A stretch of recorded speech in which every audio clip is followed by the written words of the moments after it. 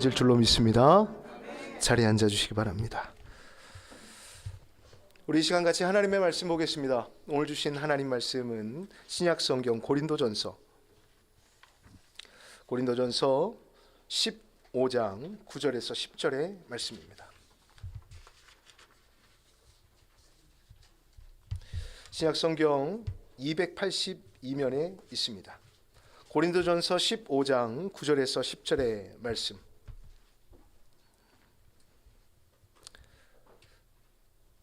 우리 같이 한 목소리로 낭독하도록 하겠습니다. 읽겠습니다. 나는 사도 중에 가장 작은 자라. 나는 하나님의 교회를 박해하였으므로 사도라 칭함받기를 감당하지 못할 자니라. 그러나 내가 나 된 것은 하나님의 은혜로 된 것이니 내게 주신 그의 은혜가 헛되지 아니하여 내가 모든 사도보다 더 많이 수고하였으나 내가 한 것이 아니요 오직 나와 함께 하신 하나님의 은혜로다. 아멘. 할렐루야. 아멘. 주일 예배 오신 여러분 진심으로 환영하고 축복합니다. 예, 오늘은 은혜의 거울로 바라보라는 제목의 말씀으로 함께 말씀의 은혜를 나누고자 합니다. 오늘 우리는 한 해의 수확과 결실을 감사하는 추수감사절 예배로 예배를 드리고 있습니다. 특별히 지나온 1년의 삶을 돌아보며 하나님이 주신 은혜를 기억하고 각자의 고백으로 지금 예배를 드리고 있는 것입니다. 뒤돌아볼 때 너무도 감사한 것이 많습니다. 하나님께서 우리 가정과 직장과 교회 그리고 이 나라를 지켜주셨고 건강을 허락해 주셨으며 저마다의 꿈과 희망을 향해 열심히 살아갈 수 있는 마음을 주신 줄로 믿습니다. 생각하면 생각할수록 모든 상황이 감사하고 또 감사한 것입니다. 물론 지난 1년 동안 여러분에게 늘 좋고 기쁘고 행복한 일만 있지는 않았을 것입니다. 때론 고통스럽고 때론 만족할 수 없었고 또 때론 힘들었던 시간들도 분명히 존재했을 것입니다. 하지만 에베네셀의 하나님, 여기까지 인도하셨다. 하나님께서 지금까지 도와주셨다라는 믿음의 고백으로 우리가 어려운 순간들을 이겨낼 수 있었고 더하여 이 시간 감사한 마음을 가지고 예배할 수 있는 것입니다. 정말 하나님 앞에 감사드립니다. 저는 이 시간 우리가 감사할 수많은 감사의 제목들이 있지만 오늘 본문을 통해서 가장 특별한 감사, 가장 근원적인 감사를 끌어내려고 합니다. 오늘 본문인 고린도전서 15장 9절에서 10절의 말씀은 역사상 가장 위대한 사도 바울의 고백을 기록하고 있습니다. 그는 오늘 본문 중에서 자신을 사도 중에 지극히 작은 자다라고 고백을 합니다. 그리고 그런 내가 살아 숨쉬고 존재하며 복음을 전하는 것은 오직 하나님의 은혜다라고 말하는 것입니다. 한마디로 이것은 자기 존재에 대한 감사였습니다. 세상에는 수많은 감사의 이유와 고마움의 이유들이 있을 것입니다. 어떤 상황에 감사하고 어떤 환경에 감사하고 어떤 조건이 감사할 것입니다. 예, 분명 그러한 감사의 제목 중요합니다. 그런데 바울은 오늘 그러한 감사를 넘어서서 훨씬 더 근원적인 자기 존재에 대한 감사를 하나님 앞에 드리는 것입니다. 바울은 어떻게 자기 존재에 대해 감사할 수 있었을 것일까요? 그는 다름 아닌 구원받은 은혜 그 자체를 감사함으로 여겼기 때문입니다. 곧 자기 자신을 바라보면서 감사한 것을 떠올릴 때에 어떤 세상의 기준, 어떤 세상의 평가가 아니라 하나님 은혜의 관점에서 볼 때에 내가 구원받은 것이 감사하다라고 고백하는 것입니다. 특별히 그는 자신의 과거와 현재를 두 개의 거울을 통해 바라봅니다.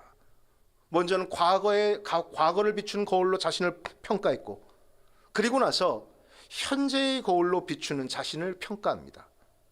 두 개의 거울에 비친 모습은 완전히 다른데 바로 여기에 하나님의 은혜가 숨겨져 있는 것입니다. 성도 여러분, 우리는 하나님께 받은 한 해의 수확과 평안을 이 시간 충분히 감사해야 합니다.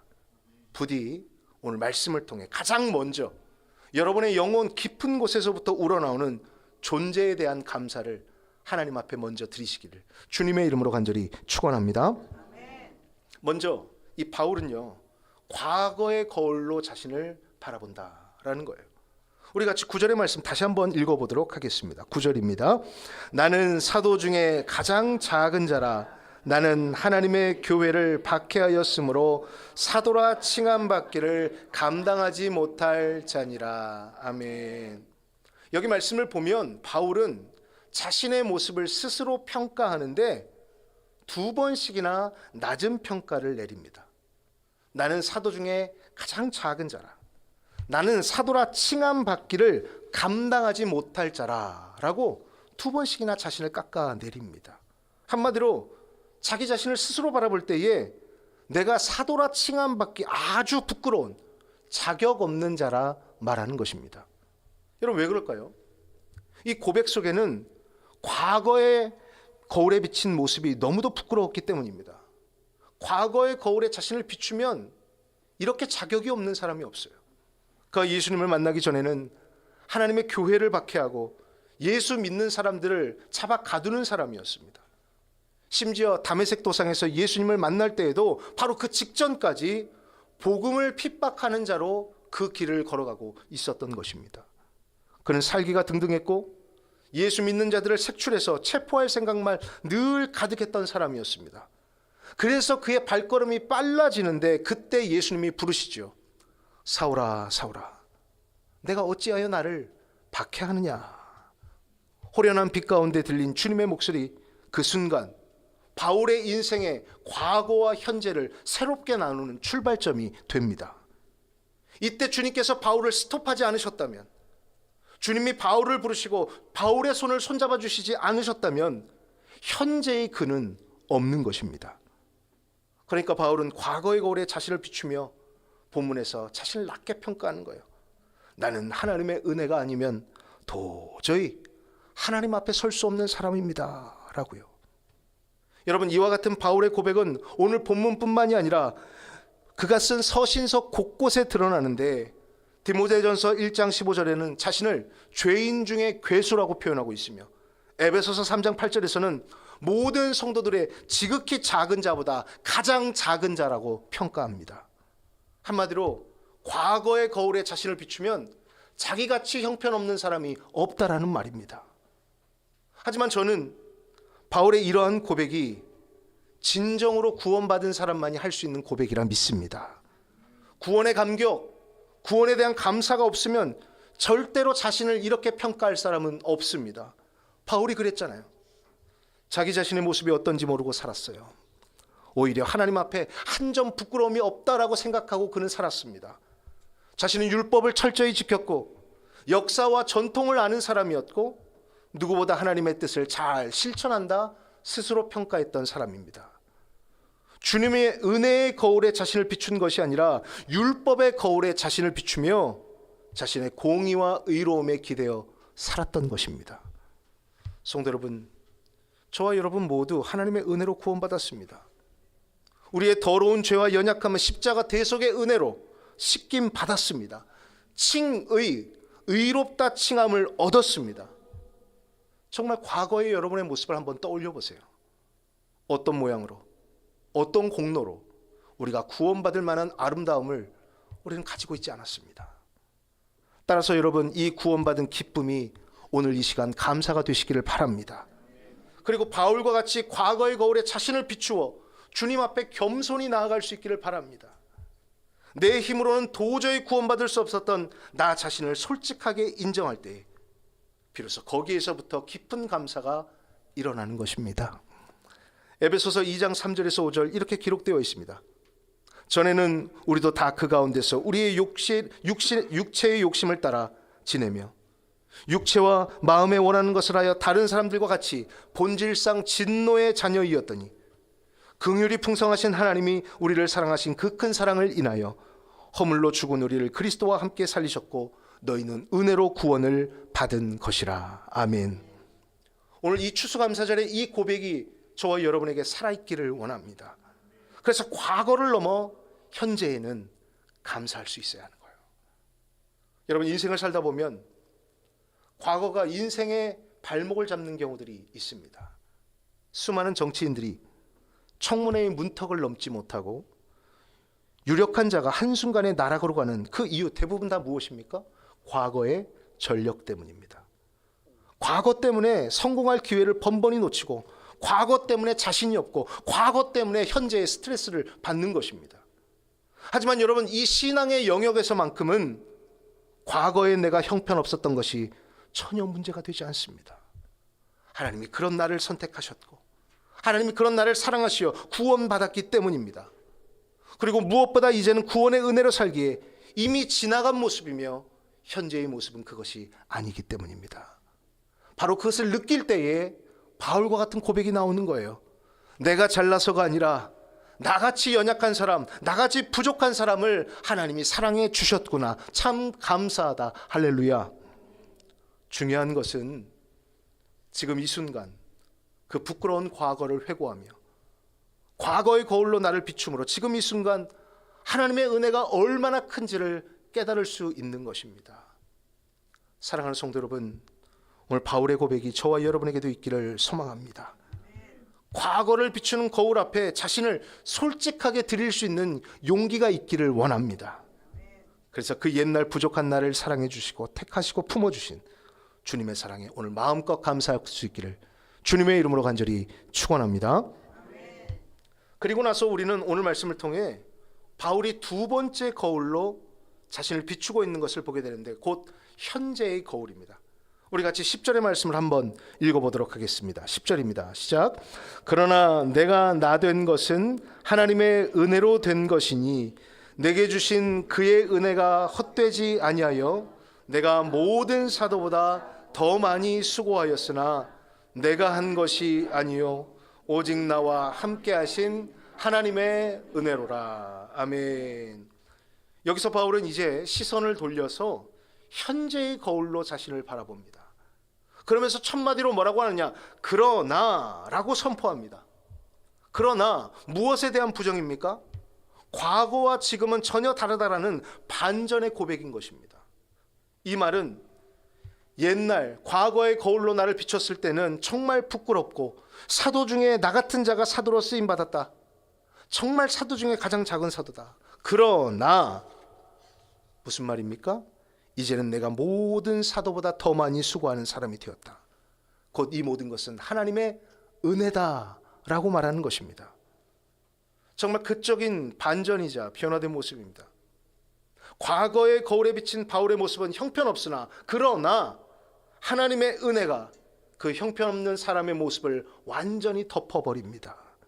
그리고 은혜의 거울로 자신을 바라보니까 사도 중에 사도, 하나님께서 사랑하는 사람 중에 사랑하는 사람, 가장 쓰임받는 사도로 자신이 보이는 것입니다. 예수님을 대적하고 하나님의 백성을 박해하며 죽이던 자가 그 어떤 사도보다 예수님을 전하는 일로 정말 쓰임을 받게 된 것은 하나님의 은혜가 아니고서는 설명할 방법이 없는 것입니다. 바울은 예수님을 체험하고 모든 것이 달라졌습니다. 교만한 사람에서 겸손한 사람으로, 예수님을 박해하는 사람에서 예수님을 전하는 사람으로, 자신의 공로와 의로 살았던 자에서 하나님의 은혜로 사는 자로 완전히 변화된 것입니다. 여러분, 이러한 하나님의 은혜에 대한 감격이 그로 하여금 미친 사람처럼 복음을 전하게 한 것입니다. 예수 믿으세요. 예수 안에 구원이 있습니다. 저는 은혜의 거울에 비친 바울의 모습이 오늘 우리의 모습이 되기를 소망합니다. 과거에는 비록 부끄러운 존재였으나 내가 예수님 만남으로 전혀 다른 존재가 되었다고 고백할 수 있기를 원합니다. 그래서 받은 은혜가 너무 커서 그 은혜에 대한 합당한 삶을 살고자 하는 감사가 흘러 넘치기를 원하는 것입니다. 저는 여러분의 오늘의 입술 가운데 이랬으면 좋겠어요. 과거에는 이러이러했으나 그러나 라고 말할 수 있는 입술이 되기를 원합니다. 주님 안에서 성숙되고 변화된 모습, 역경 속에서도 믿음을 찾으려고 애쓰는 모습, 고난 가운데서도 하나님을 의심하지 않고 하나님의 시간과 때를 기다리며 오히려 감사할 수 있는 모습, 그 영적인 추수를 오늘 거둘 수 있기를 소망하는 것입니다. 한 건축가가 있었습니다. 그는 과거 부도덕한 방법으로 돈을 많이 벌며 아무런 죄의식 없이 살았다고 합니다. 그러다가 예수님을 만나게 되었고 하나님 앞에 회개함으로 구원을 얻었습니다. 그리고 그의 삶은 완전히 바뀌었는데 남의 돈을 부도덕한 방법으로 갈취하는 사람이 아니라 이제는 아름다운 기부를 하는 좋은 이웃이 되었습니다. 특별히 그는 어떤 선한 일을 했느냐? 교회 건축을 앞둔 작은 미자립 교회들을 도와 아무도 모르게 건축 자재들을 무상으로 후원하였다고 합니다. 나중에 알게 된 사람들이 왜 그렇게 좋은 일을 몰래 하셨냐고 인터뷰를 하게 되었습니다. 그러자 그가 이렇게 대답합니다. 지금은 비록 이 손으로 주님을 위해 일하고 있지만 저는 아직 갚을 것이 너무나 많은 사람입니다. 지금은 미천하나마 봉사와 헌신으로 섬기는 손이 되었지만 사실 이 손은 온갖 죄악으로 인해 사형 선고를 받은 손이나 마찬가지였던 그런 손이었습니다. 따라서 나에게 기회를 주시고 새롭게 살 수 있도록 인도하신 하나님의 은혜, 그거 하나면 나는 족합니다 라고 말했습니다. 여러분, 무엇입니까? 앞서 말씀드린 바울과 똑같은 마음이에요. 과거의 거울에 자신을 비춰보면 너무나 부끄럽고 연약한 존재인데 그런 나를 먼저 사랑하시고 나를 택하시고 은혜로 덮어주신 하나님의 은혜로 살고 싶다라는 것입니다. 그러니 100만 분의 1이라도 이웃을 섬기며 은혜로 살기를 원하는 것입니다. 성도 여러분, 바울과 같이, 한 건축가와 같이 은혜의 거울로 지금의 여러분을 바라보시길 바랍니다. 과거의 거울로 나를 돌아보고 은혜의 거울로 하나님의 사랑이 얼마나 큰지, 나를 얼마나 변화시켜주셨는지를 우리가 감사할 수 있어야 하는 것입니다. 자격 없는 나를 구원하시고 이 보잘것없는 힘으로 당신의 영광의 도구가 되게 하신 것, 이렇게 쓰임받게 하신 것, 하나님 감사합니다. 하나님 감사합니다 라고 고백할 수 있어야 하는 것입니다. 그런즉 누구든지 그리스도 안에 있으면 새로운 피조물이라, 이전 것은 지나갔으니 보라 새 것이 되었도다. 과거의 거울이 아니라 이제는 현재의 거울, 새로운 존재, 그 존재에 대한 감사가 여러분에게 살아있기를 주님의 이름으로 간절히 소망합니다. 이제 말씀 정리합니다. 오늘 바울은요, 구원받은 기쁨으로 자기 존재에 대한 감사를 하나님 앞에 고백했습니다. 떠올려 보니 부끄럽고 지금 자신을 보니 모든 것이 기적이었던 것입니다. 이 추수감사주일에 우리에게 주신 구원, 건강, 물질, 사명, 감사한 게 너무나 많습니다. 그러나 그 모든 것이 진짜 감사가 되려면 여러분 존재에 대한 감사가 먼저 나와야 하는 것입니다. 사랑하는 성도 여러분, 과거의 죄와 연약함을 여러분 인정하시되 이제는 은혜의 거울에 여러분을 비추시길 바랍니다. 그리고 나를 새롭게 하신 하나님께 감사의 고백을 드리십시오. 부디 나의 나 된 것은 하나님의 은혜라, 하나님의 은혜라. 이 바울의 고백과 같이 존재에 대한 감사로 이 추수감사절을 보내시기를 주님의 이름으로 간절히 축원합니다.